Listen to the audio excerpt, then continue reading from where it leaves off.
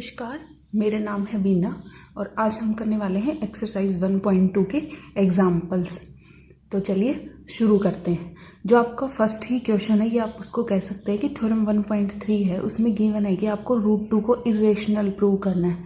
But ये prove करने से पहले एक थ्योरम और गिवन है जिसका आपको प्रूफ नहीं करना, सिर्फ उसकी स्टेटमेंट करनी है। तो पहले उसकी स्टेटमेंट को समझ लेते हैं कि वो क्या कहना चाह रही है और फिर हम करेंगे ये थ्योरम 1.3 कह सकते हैं या फिर एग्जाम्पल फर्स्ट कह सकते हैं आप।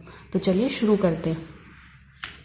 थ्योरम 1 कहती है कि अगर मेरे पास कोई भी एक प्राइम नंबर है और वो किसी भी एक पॉजिटिव इंटीजर के स्क्वायर को डिवाइड कर रहे हैं। मैंने मान लिया कि let p be any prime number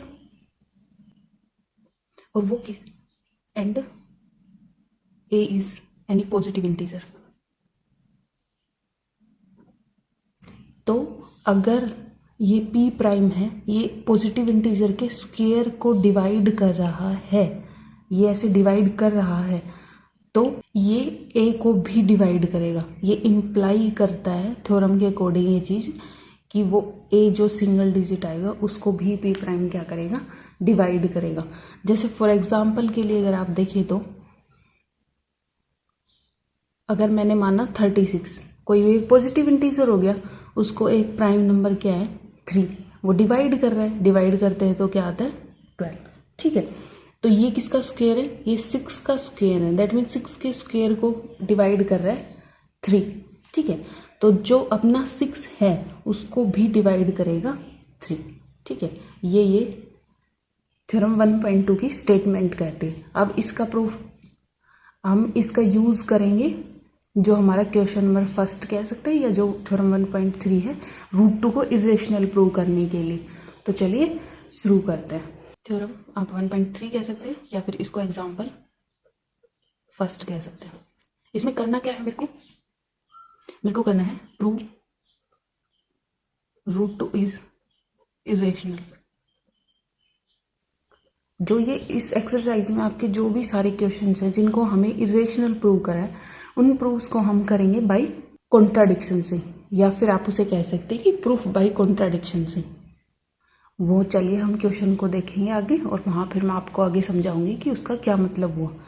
तो फिर इसका जब हम प्रूफ करेंगे तो हमें इरेशनल प्रूव करना है। हम इसको लेट करके ले चलते हैं कि जो मेरा √2 है वो इरेशनल है। ये मैंने मान लिया कि √2 को मैंने मान लिया कि ये मेरा रेशनल नंबर है।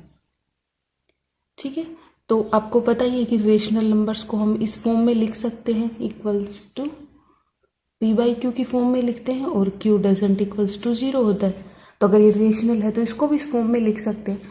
ठीक है, फिर ये आगे कहना चाह रहा है कि अगर इन दोनों में से 1 के अलावा कुछ भी कॉमन फैक्टर है, जैसे मेरा 2/4 है या आप ले तो मेरा बस 3/12 है। ठीक है, इन दोनों में ऊपर नीचे 2, इनमें 2 इनमें 3 एक कॉमन फैक्टर है ना। तो वो कह रहा है कि अगर ऐसे p और q में भी अगर कुछ कॉमन फैक्टर है तो उसे हम इसको डिवाइड कर देंगे।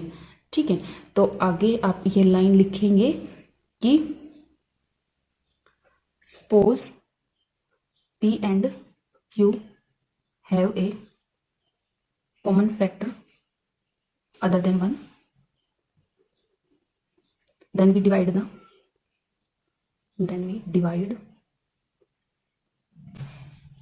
by the common factor to get क्या। अब हम जब डिवाइड कर देते हैं, जैसे इनको आप डिवाइड करेंगे तो ये होता है 1/4, 3/4 से होता है 1/4। तो कुछ नए इंटीजर्स आ जाएंगे आपके पास। तो गेट करने के लिए √2 को इस फॉर्म में गेट करने के लिए, और अब अपनी जो कॉमन फैक्टर हम डिलीट कर देते हैं तो न्यूमरेटर और डिनोमिनेटर वो क्या बन जाते हैं, को प्राइम बन जाते हैं। दैट मीन्स उनके अंदर कुछ भी कॉमन डिवीजर नहीं होता। ठीक है, तो अब अपने जो a एंड b आर को प्राइम अपने क्या हो जाएंगे, जब हमने उनका कॉमन फैक्टर डिवाइड कर दिया तब उनके बीच में 1 के अलावा कुछ और भी कॉमन फैक्टर नहीं है और कुछ और 1 कॉमन फैक्टर नहीं है, तो वो हो जाएंगे को प्राइम नंबर।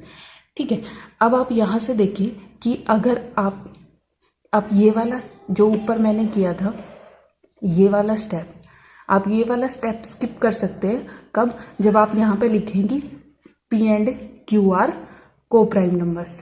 ठीक है, तो अगर आप ऐसे करते हैं तो आपको दोनों स्टेप करने पड़ेंगे, या फिर आप ऐसे पी एंड क्यू को यही कॉमन फैक्टर्स उनका 1 बता के भी सोल्व कर सकते हैं। तो चलिए आगे देखते हैं। अब हम क्या करें, इनकी क्रॉस मल्टीप्लाई कर दें, तो ये अपॉन में 1, इनकी जब आप क्रॉस मल्टीप्लाई करेंगे तो हो जाएगा √2 e इक्वल्स टू ए।